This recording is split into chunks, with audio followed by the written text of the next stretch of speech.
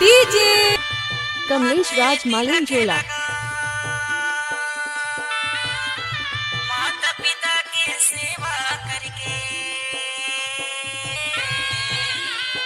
ये भारी समाज लापा, ये भारी समाज लापा।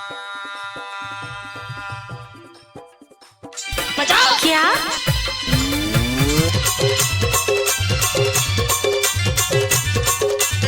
अरे ये सब क्या है? क्या है?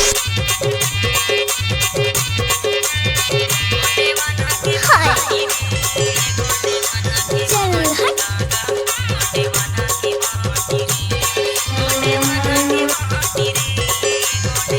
अरे हटा, चल अपना बजा।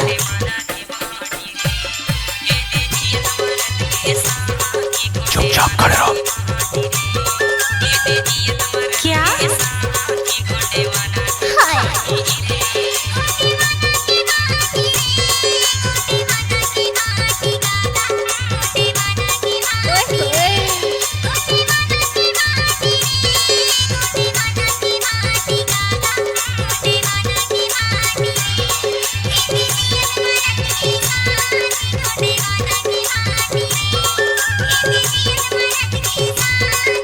डीजे